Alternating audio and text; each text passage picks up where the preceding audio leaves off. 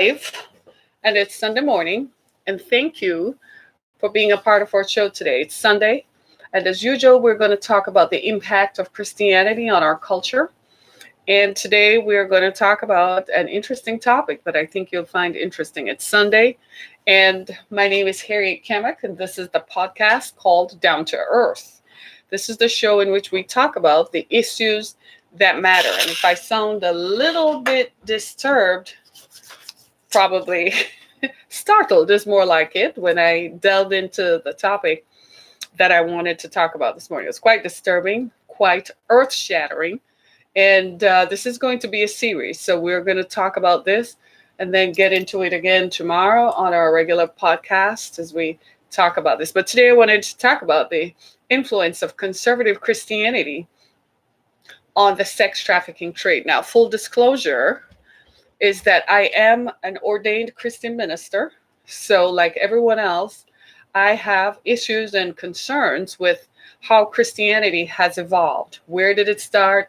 How did it start? The influences, and what we see today that is being propagated as Christianity within the context of Christianity as taught by its founder, Jesus Christ.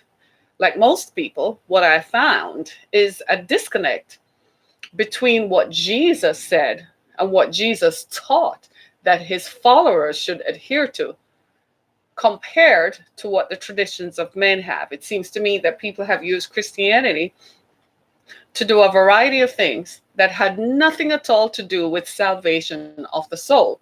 Believe it or not, Christianity was about the individual. It was about saving your soul for an afterlife in heaven. Christianity also taught us how to live while here on earth, how we should live with one another. That was Jesus's life. That was what he propagated. That's what he taught. Far be it from the rest of us to see that what has been described and termed as Christianity is vastly different from the practice. What Jesus taught, what is founded in the scriptures, in the New Testament part of the Bible, is very different from the traditions that we have seen people use. People have fought wars in the name of Jesus. That's not true, and that was wrong.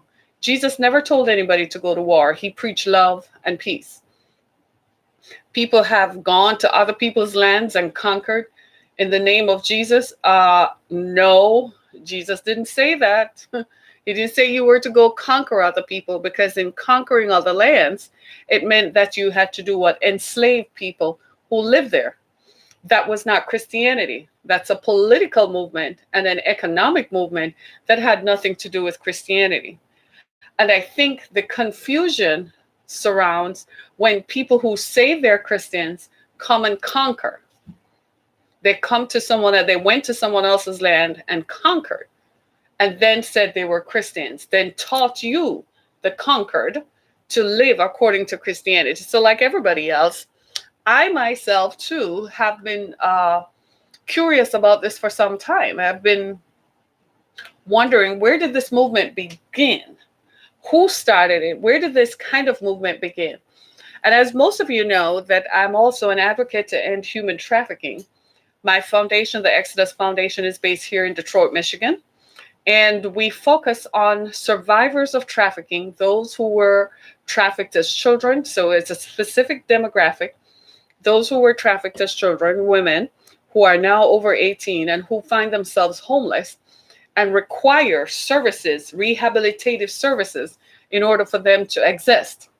There are a number of these individuals. They're often hidden in the shadows. They rarely come forward because the society, and I'm going to show you why, the society rejects them and their experiences, even though they have been violated by some of the society's very men. And so people like me who advocate for an end to trafficking, we're usually given lip service, but not support, because on the one hand, they want to be seen doing good, but on the other hand, what I am doing is ending something that contributes to their pleasure, ending something that contributes to their pastime. So I don't get a lot of support, but it's okay. Like my grandmother always said, there are some jobs that nobody wants to do it, but somebody has to, right? And wouldn't you believe it would take a Christian minister to have to stand up for victims of trafficking. So I want to put this in context for you. I thought I'd give you some time to digest this so you get some idea of where we're going with this, because this is a something that I think is earth shattering. This is something that is going to knock on your door and knock on your wood. And it's surprised even I, because I had no idea that the movement against human trafficking had begun a long, long time ago, and that what we now call human trafficking is very familiar, much more familiar than we would have thought. The problem is not that. The problem is how it was first perceived, and how it was first perceived and treated, and how it operated. So, in an effort to find remedies, we naturally look to sometimes, like all human beings, we look to history to see if there's a precedent. And what did people do who lived before? They might have had a similar problem. It might not be the same problem. They might have had a similar problem. Well, how did they treat it? What did they do? So I'm talking about this because my topic is, has conservative Christianity fueled the sex trafficking trade? And you're going to see why in just a minute, right? So Christians are largely of one mind that human and sex trafficking are wrong, but the strategies we use to accomplish this vary. Right now, we use law enforcement, and we use some sort of moral outcry that this is wrong when done to people. And because it is wrong, we should do something about it.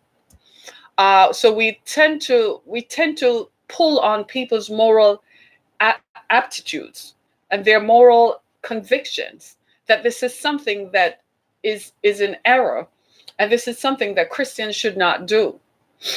While at the same time, we know that some of these people who are engaging in sex trafficking activities are perhaps people who will confess that they go to church or they go to services.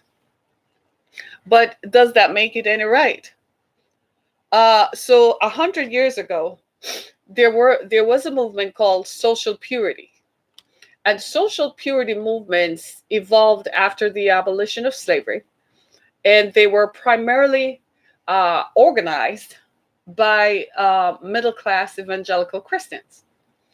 And their belief was that it was organized around the belief that white women were of moral upstanding fortitude, and therefore they could do no wrong. And so everything was centered around what the white woman thought. If she thought it was wrong, then it is wrong. If she thinks something should be done about it, then it was done. 100 years ago or more, there was a movement, because I know I understand why. They always advocated for women to be married, that a woman was unprotected if she didn't get married. You want to know why that is so? Because at that time, there was an issue called white slavery.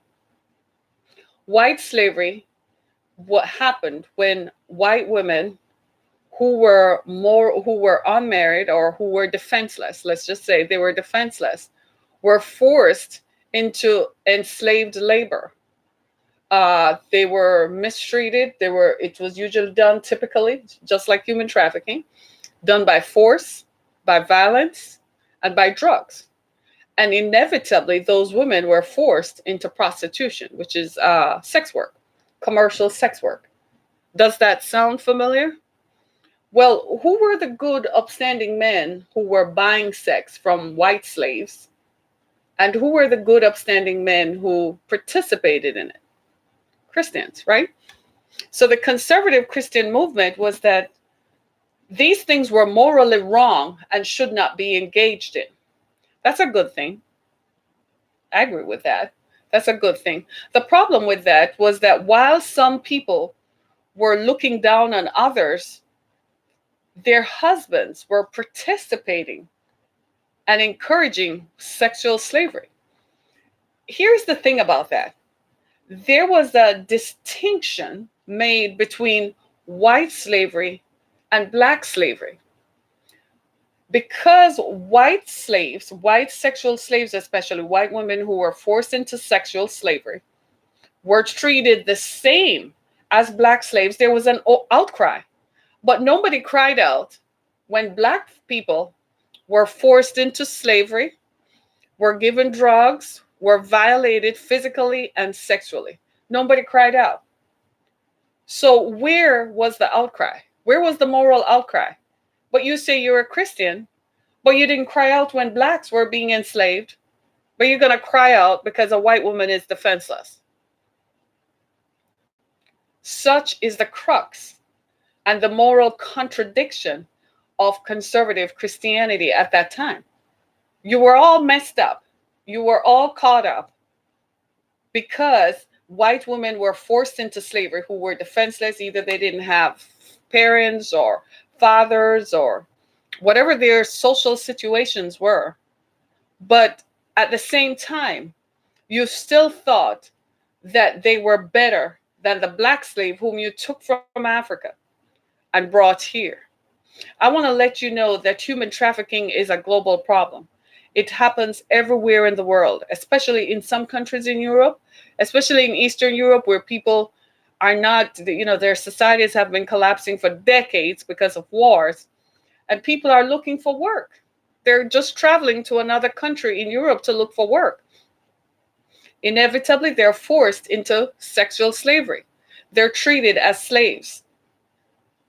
That is still happening today, right as we speak. Human trafficking is a global problem. It's not just here in the US. Some of these folks end up on containers and are brought here to the United States. But those from Europe, they're sent to other countries in Europe. Maybe that's why Britain wanted to get out of the EU. They'd had enough. Too many people ended up on their shores who were trafficked. If they had sovereign control of their shores, just maybe they would have greater control over what comes into their ports. So they could organize and keep their country the way they want to keep their country. Wasn't a bad idea. I actually supported Brexit, if you want to know the truth. Right? But to look at how the sex trafficking trade began, it began because a group of people got together, evangelical middle-class Christians, who created these social purist movements. You couldn't even have sex. You were only supposed to have sex maybe standing up or something. You weren't supposed to enjoy it. Or at least that's one of the parodies of the movement, right? But sex was not supposed to happen outside of marriage, and it was very strict. And you were required to maintain a certain moral, upright conduct. Well, there was a lot of hypocrisy in that because a lot of those very same people had black slaves, and a lot of those very same people were having sex with their black slaves. They were beating them. They were forcing them. A lot of those very same people created the Jim Crow laws.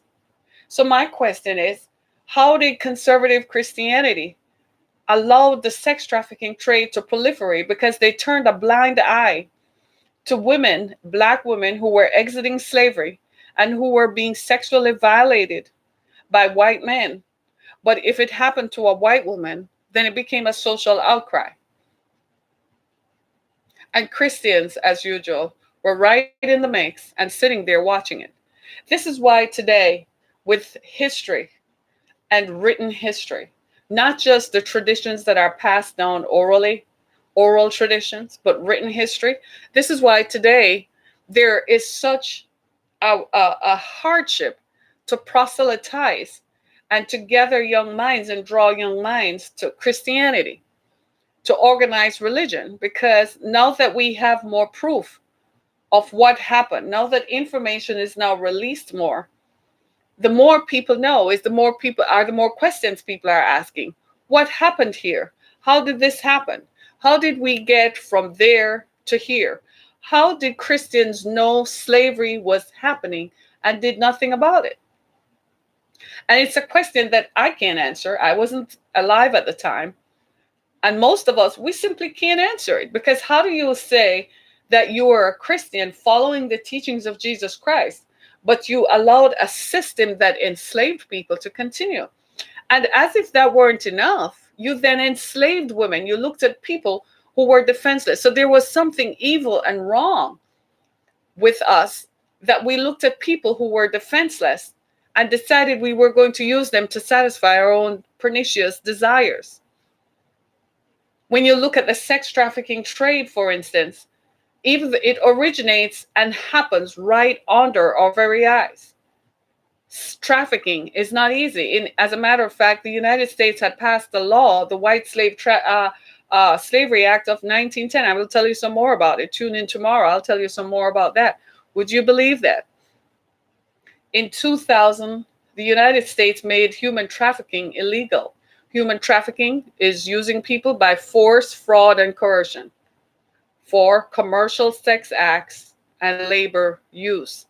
Remember that, right? Fraud, and coercion happening right now. And where we're Christians, this is why when people like I go out to talk to groups, I've noticed that people are uncomfortable, and it makes all of us uncomfortable. And they're like, why are you involved? I've been asked that question. Why are you involved? I said, because it almost happened to me. It could have been worse. By the grace of God, I got out. Right? I faced some of the very issues that that human trafficking victims face. And so in an effort, you could say that I self-heal, because in an effort to heal, I advocate for an end to it, because it helps me to recover, to deal with the issues that emanate from it. Because you wake up, and as you start asking questions, while you're in it, it's fight or flight, trying to survive. But when you emerge, you're trying to understand, how did that happen to me, and who is responsible? Who should pay for this? How do I make them pay to make sure it doesn't happen to me or anyone I know? And so when you look at sex trafficking as an evil, as a societal evil, it's something that we all need to pay attention to, and especially those of us who say we are believers in faith. Whether our faith is Christian or Muslim, if you believe in God, there is something inherently wrong with the enslavement of anybody. Right now, we could be driving past homes where people are shackled in basements. We could be driving past homes where men go in freely and have sex with people who are shackled and who are forced into slavery and who are given drugs to maintain their submissiveness. We've come a long, long, mighty way. We've come a long way, haven't we? From the days when to have a wife or to have a woman meant that she had to be submissive. Submission was predicated on her adhering to everything her master said, who was her husband. We've come a long way from the days when women were treated as property. So I was no different than the piece of land that you owned, or your house, or your crops, or the watch on your hand. We've come a long way, and we still have a ways to go in order to ensure that these things do not continue to happen. And the moral outcry has to come from Christians to say this is wrong. Whether it happens here in America or whether it happens anywhere else, it's still wrong. Even if it doesn't happen right now, with the advent of sex trafficking, we noticed that people coming across the border, all of us began to wonder, well, what happens to them when they get lost in the system? What happens to them when they're being repatriated back home? Somewhere something happens. What happens to the children? Nobody wanted to deal with it because they were not white. So again, Christianity is about color and race. And if you are not white and it is not happening to the white person, then it's not something that Christians are going to, conservative Christians, or people who refer to themselves as conservative Christians, or people who refer to themselves as evangelical Christians, it's not something they're going to pay attention to, because it's not their issue. And where does this come from? It has a historical precedent. It started right after the abolition of slavery. They had to find a way to retain some kind of control. And out of that control, the outcry was, well, we're not bad people because we want a maid or a servant to work for us. But that same conditioning meant that your husband, your white husband, was going to have sex with a black slave, the black female slave. Do you see? And these are the social issues that confront all of us. And this is why a lot of people today, and a lot of people of color, are saying, why are you still a Christian? How can you support a religion or believe in a religion that enslaved your people, and believe in a religion that continued to enslave others? And I continually find myself saying, because they did not follow the teachings of that religion.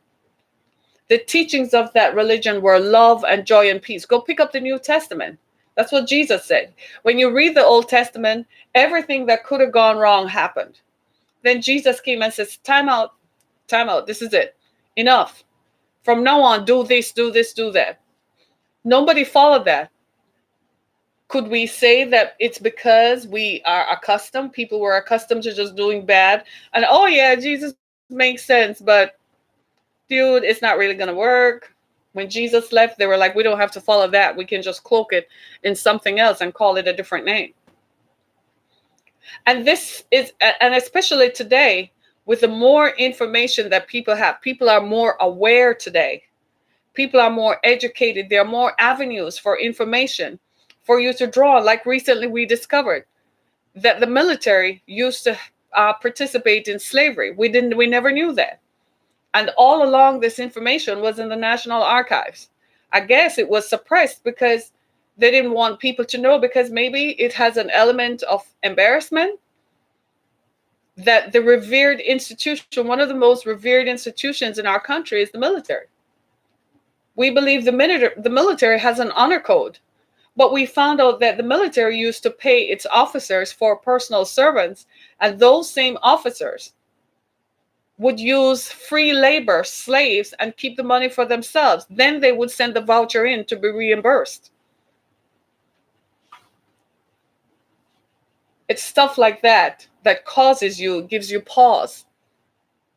And then there were Christian propagators who continually expounded on the tenets of the faith, but all they did was give lip service, but did not practice it. Well, what is the practice of Christianity? Love, joy, peace on earth, goodwill to all men, love one another. Can we practice that? Even if you don't look like me, you don't sound like me, even if we speak a different language, we're a different form of clothing, love, joy, peace, goodwill to all men. That's Christianity. That's not politics. Politics is a whole different ball game. Politics with all the attendant ramifications, that's different. We're not talking about politics. We're talking about religion. We're talking about Christianity and Christian leaders who continue to form their own political biases and continue to expound on it from their perspective and their platforms as Christians. Stop it. You're not interested in the faith. You're using it as a platform to launch yourselves.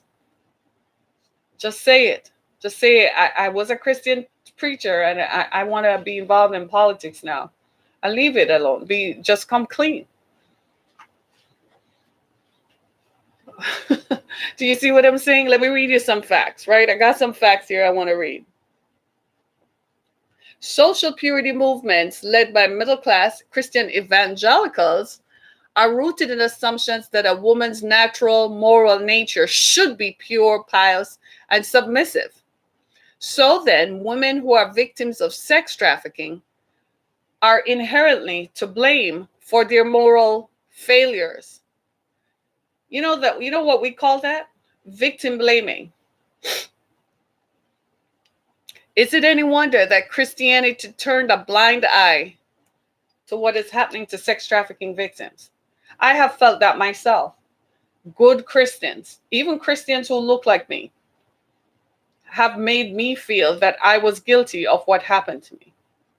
You ever heard us talk about victims of violence? You go into the courtroom and you get no mercy or sympathy or empathy from the courts. Have you ever heard that?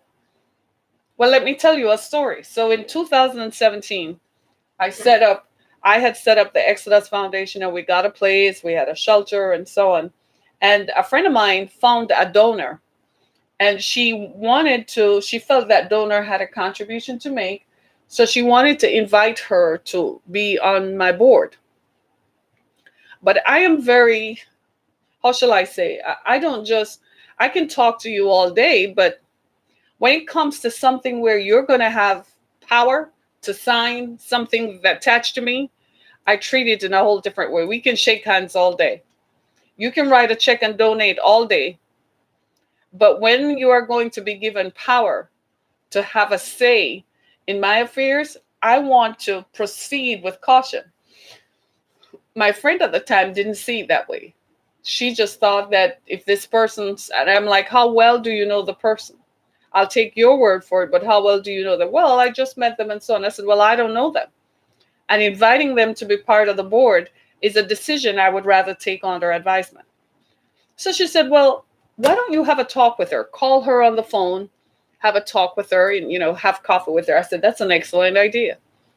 Remember now, we set up the shelter for human sex trafficking victims who are 18 years and older, who are women who were victimized as children and who were trafficked as children, and as a result of their victimhood experience are now homeless. Remember that. Okay, so Harriet calls the woman. I called her on the phone. And when I called her on the phone, guess what? She said, so you're an ex-whore helping other ex-whores. I kid you not. She said it. You know what that was? That was this. Her Christian attitude. Let me read the definition for you one more time. Women who are victims of sex and human trafficking are to blame for their inherent moral failures. She was blaming me, that it was my moral failure, that my ex-husband beat me up, dragged me across the floor by my hair, confiscated my identification documents, kept me enslaved in a house, locked the doors, and locked me in so I could not escape. She was blaming me, that it was my moral failure. You got to understand, this is some almost 20 years after this happened. Can you imagine the silence she was greeted with on the phone? All I said to her was, thank you very much for your donation. Have a good day. When I called my friend and told her, you could tell that she felt funny that someone whom she had placed her trust in had perhaps offended me. But she didn't want to pay it the attention that was required, because after all, everybody is a good Christian. And she said, well, Harriet, look at the moral good. Look at the bigger picture. She's helping. I said, really? But she called me an ex-whore. I said, with that kind of attitude, how is she going to deal with the victims who come in? Because if she were ready to call me an ex-whore, what would she say to the victims who have stories to tell? At least in my case, I was married to the victimizer. At least in my story, the victimizer was someone I had been married to for over 13 years. But she was calling me an ex-whore. Do you know this woman was also an ordained minister? In fact, her husband was a minister and they had a church. So my friend thought it was a symbiotic relationship that was going to help. This is what we're talking about. How Christians feel that automatically they are morally righteous, and therefore they can say anything to anybody. This is the problem. We hide behind this scope, this face. And we declare that because we're Christians, we're inherently good people and have inherently good moral character. Therefore, anybody whom any bad thing happens to, it's their own moral failing. Do you know that I went into a church and that was the prevailing attitude? That your marriage failed, your ex-husband beat you up because it was your moral failure that caused a wicked man who dragged me across the floor by my hair.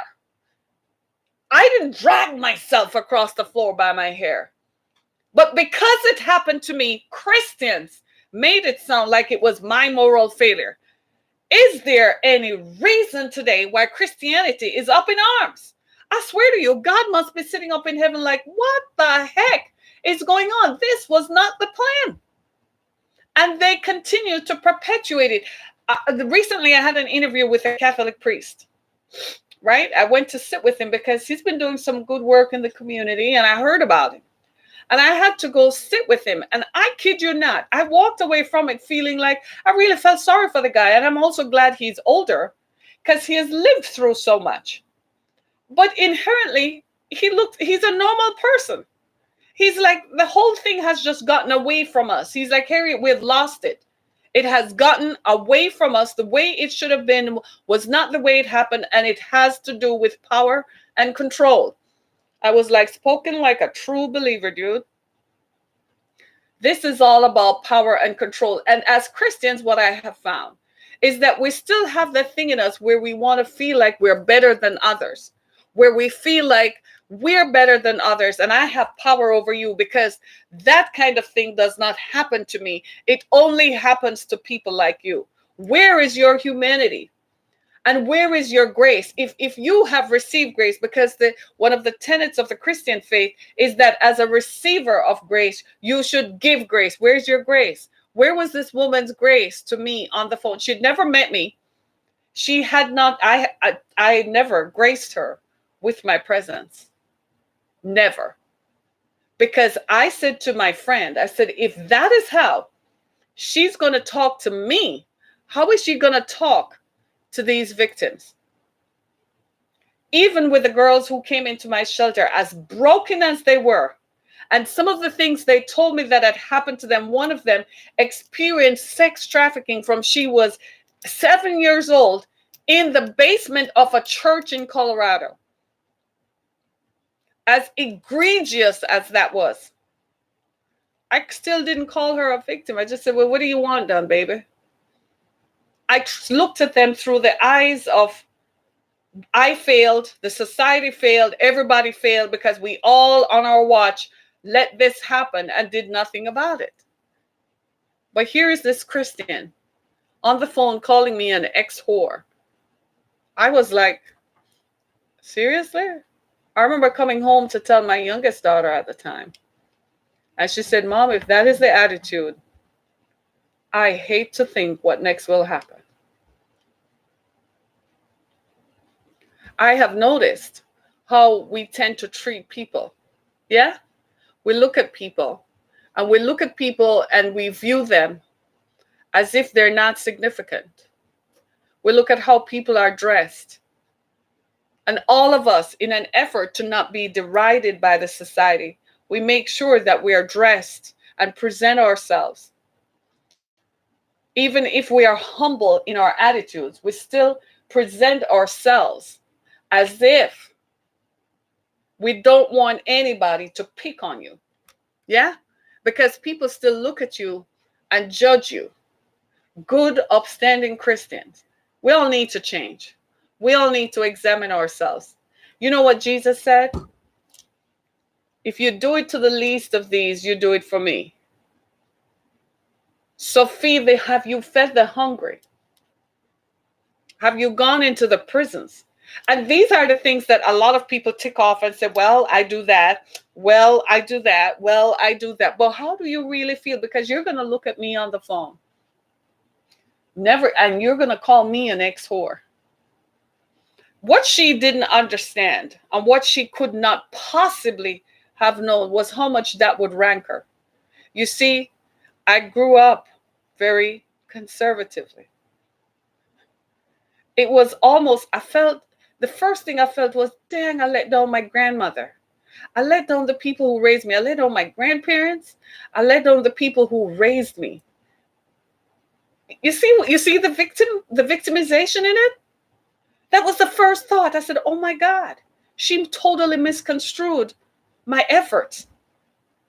I am not saying that while there is anything wrong with what others have done in sex work, I am just saying that she called me a whore on the phone, something that wasn't true. And she was a pastor's wife.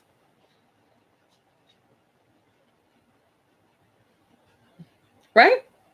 Because she saw herself as morally superior, and the experiences that happened to me happened because of my moral failure. It helped me. What she didn't understand was it struck back to something my ex-husband had lied on me in court about, that had required me to get my family to come as character witnesses in a divorce proceeding.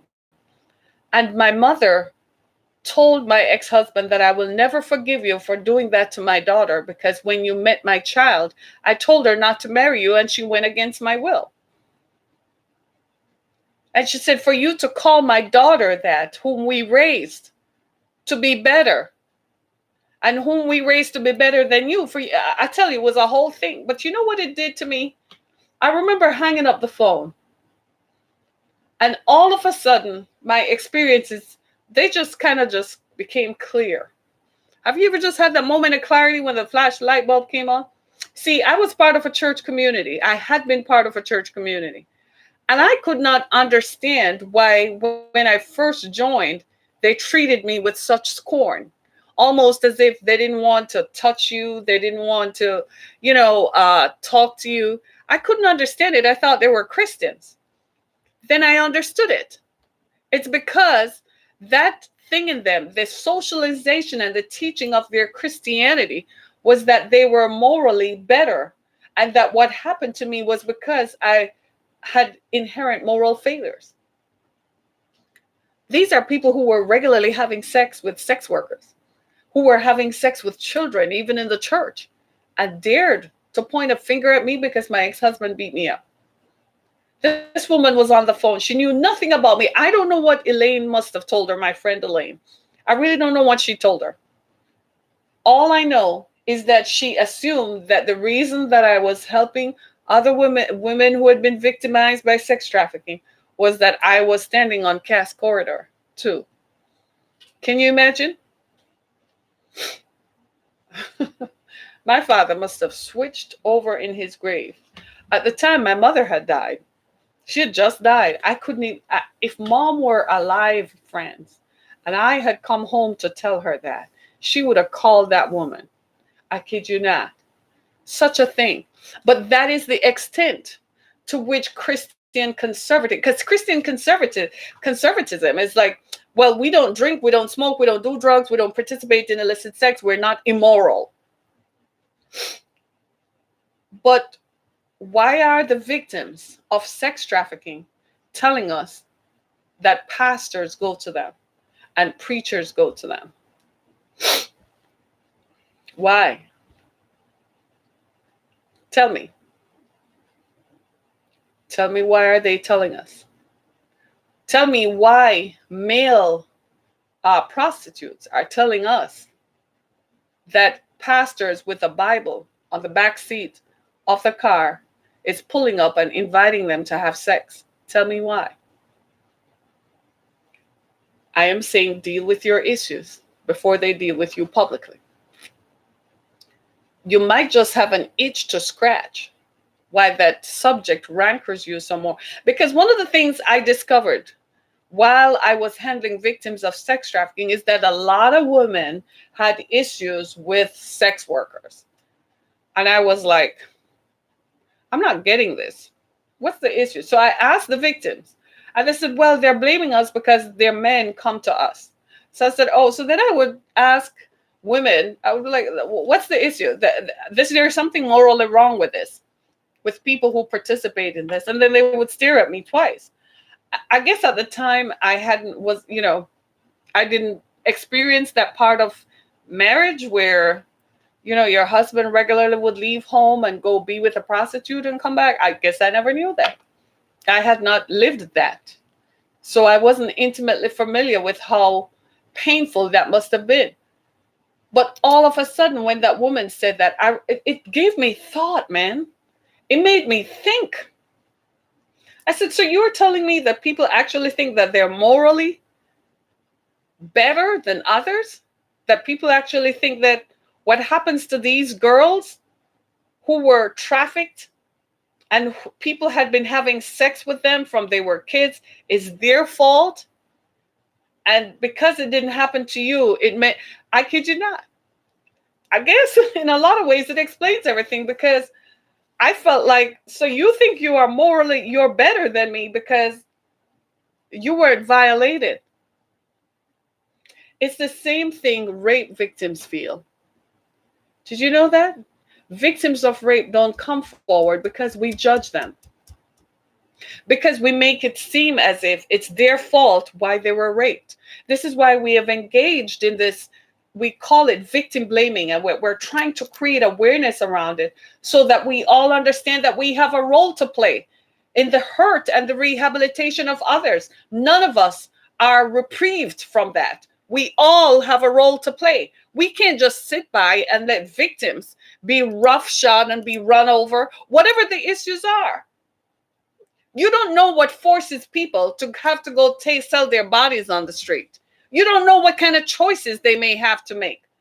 If you put yourself in their shoe, I'm jolly well sure that you would find that you couldn't walk around in it for a day. Lucky you that you never had to contemplate that. But what about the people who didn't have a choice? What about the people who were raped from they were 3 years old and 5 years old, over and over and shackled? And by the time they start having periods at 12 years old, grown men of the community are coming in to have sex with them. What about those people? You're still going to blame them that a 12-year-old girl, it's her fault that a grown man has sex with her?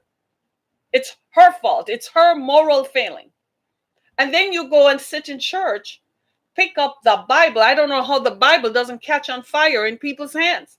Sometimes I think Jesus had it wrong when he said it's a new day and we're in the dispensation of grace. I'm like, dude, really?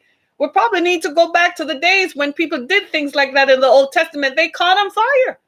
How can you pick up a Bible and go in church and say something when you know that people are having sex with children who are sitting right in front of you because they come to you for counseling? Why are you not reporting them? Call the police. Report them. Okay, so they write you a big check, so everything is just, man, that I'm just going to leave this alone. No, because if they do it to one, what happens? You know it. They do it to others. They do it to others. And this is the moral conundrum that we face as Christians. This is why Christianity, it's very difficult to explain to millennials and to explain to younger children what happens. Why do people continue to do these things? It's very difficult for me to explain to my children why they should continue to be a Christian. Because now that they're older, they're asking questions.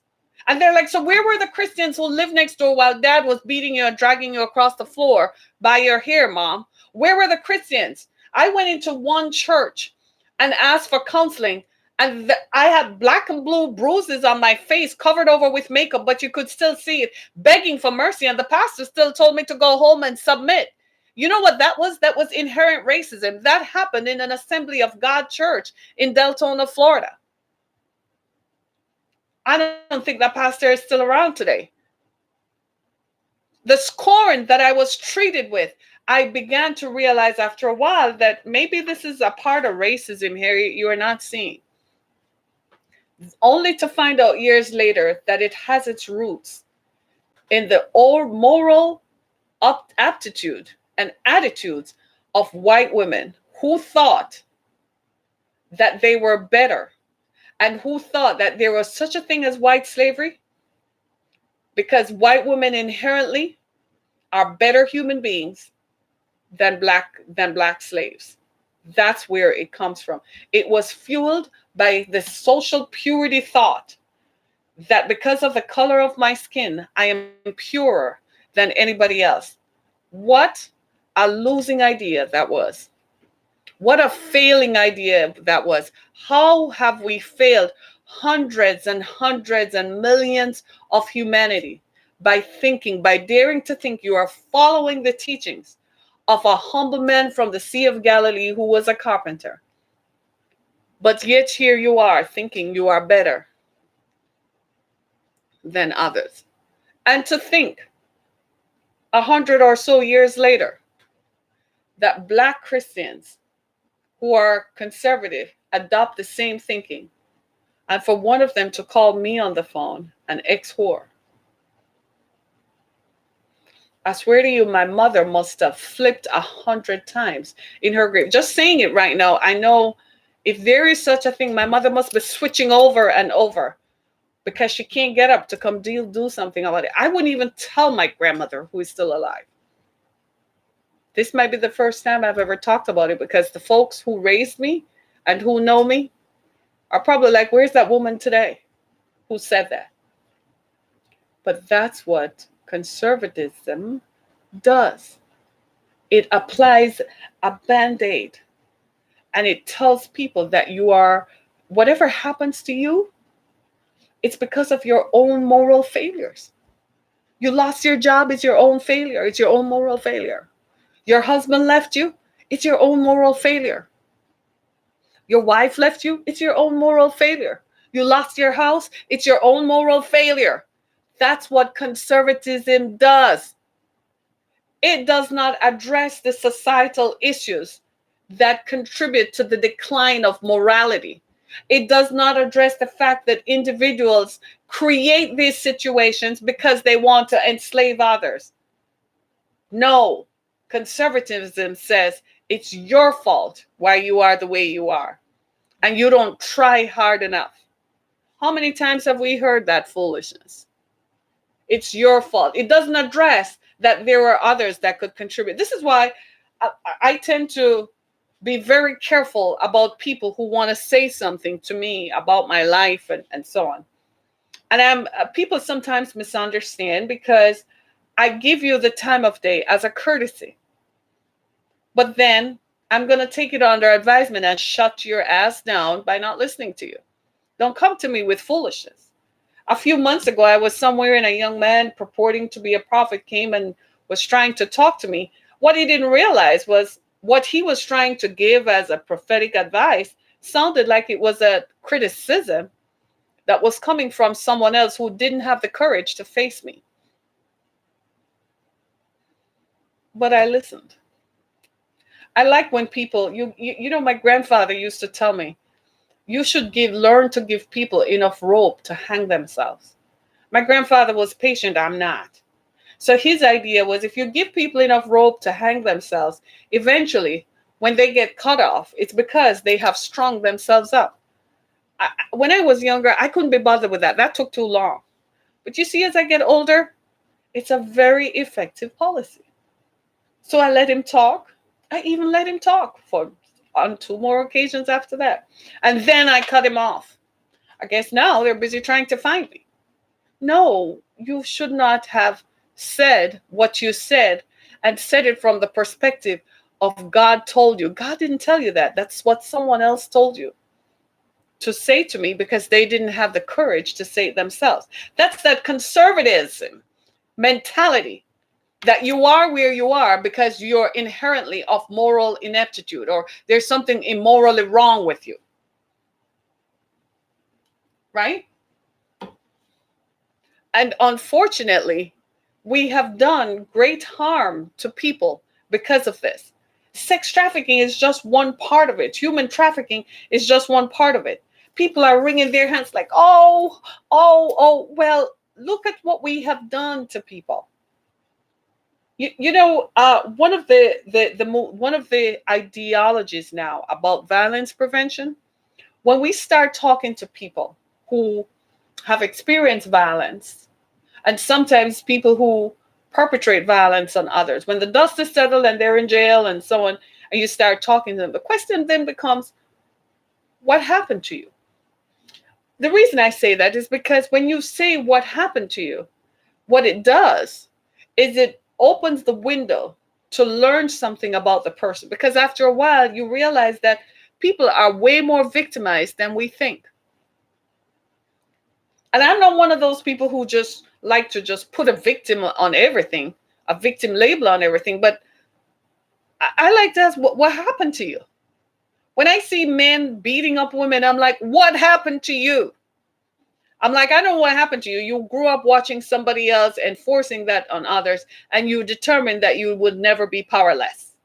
Somebody else beat you up, so now you're going to beat others up. It's simple. What happened to you? Conservatism doesn't take that into consideration. No, they don't. You fail because it's your own moral fault. I encounter it every day on Twitter. Seriously. When I start talking about social issues and what happens, they tell me that Black people whine too much and that this is happening to you because you don't try hard enough, without taking into consideration the social and political context that people live in. That there were laws that prevented people from advancing. And there were movements that prevented people from advancing. No, the idea is the same movement today that does not acknowledge racism. Right? But now we have a much bigger problem, because when we look at sex trafficking and human trafficking, we begin to see that there is a tie that binds from the past straight into the present. That's why I say all the time that if you want answers to the future, you got to look in the past. The past is a teacher. The past teaches us, because unknown to us, there was a thing called white slavery. Nobody ever talked about it. It was not taught in college campuses. It's just recently becoming aware of it, because it was not something anybody was proud of. But that is the beginning of human trafficking. Human trafficking began with the enslavement of people and forcing people against themselves. The other component of it, of course, is what? Well, if you got them here and you want to have sex, you don't have to pay for it. You don't have to marry it. You don't have to put a title on it. Like somebody once said to me, you don't need a piece of paper for it. That's sex trafficking. And that was fueled by this attitude that those things happen to those people because inherently they're of moral character. Their moral character is compromised. Isn't that crazy? And I'm sitting here like, seriously? Let me just leave you with this thought. There are plenty of children in the system right now. Many of these children have been victimized and sexually abused. You want to help them, help them. But for the love of God, don't go in there with the attitude that what happened to these children happened because they were moral failures.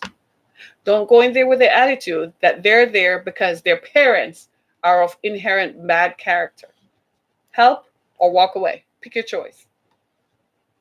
Victims of human sex trafficking, and there are many today, they didn't sign up for this. They didn't sign up for this. This happened, and they had to find a way to deal with it. It's rough and it's tough, but it is what it is. We need to change that. So if you call yourself a Christian, and if you say that I'm a Christian, and the reason I'm a Christian is because I'm of good moral character, and this happens to people because something is wrong with them, check yourself. Why? Every time I say something like this, look at my hand. You see there's a finger pointing back at me? I judge me too. I have to ask me, what do you really think? What are you thinking? What's your motive behind this? Why does this bother you? What's your thinking behind this? Ask yourself why. We got to do that, right? Recently, I drove past a man on the bridge, and it was so cold and it was snowing. I didn't want to roll my window down. And I was like, I don't have any singles that have to go in my purse. And, you're at the traffic light. You don't have that much time to do it. And I heard myself say, you used to keep the singles available, so when you saw them, you would do it. You know what happened later that day? I went to meet with a priest. Guess what he said? He brought up the scripture, Matthew 25, that said, I was hungry and you fed me. I started crying. Tears welled up in my eyes. Because guess what? That man standing up there, he was hungry. And I drove past him because I didn't want the snow to come in on me and wet me up and feel cold. I wouldn't reach into my wallet to take out $1 that would have made a difference in his life. So, yes, I judge me too. I ask myself, do you do enough? When I go to bed at night, I hold me accountable. Did you do what you were supposed to do today? Even coming here to speak to you guys, I ask myself, did you say it? Did you create awareness? Did you let them know that this is happening? So I'm challenging you. When you see victims, people, you got to realize the difference between the victim and the perpetrator. Sometimes the perpetrator is also a victim, but that's another story for another time. When you see someone who has been victimized, a sex trafficking or human trafficking victim, don't judge, just help. Don't say, well, it's your own moral failing, just help. Because you don't know their story. And some of these folks were victimized when they were kids. You really think that's fair? I don't think so. My name is Harriet Kamrick. This has been Down to Earth. It's Sunday morning, so we talk about faith. If you have any questions, you can reach me. I believe my number is 248-491-8139. You're welcome to call me. Leave a message. If we don't answer, we're probably dealing with other folks. You can also go to my website, harrietkamrick.com. Send us an email. Follow us on Facebook and Twitter and ask us for some questions. The program is called Down to Earth, and it is Sunday morning. I want to thank you so much for being a part of my experience this morning, and I look forward to speaking with you tomorrow as we talk about white slavery. Thank you so much, everybody. Be blessed. Hey, bye for now. Bye. Thanks for joining.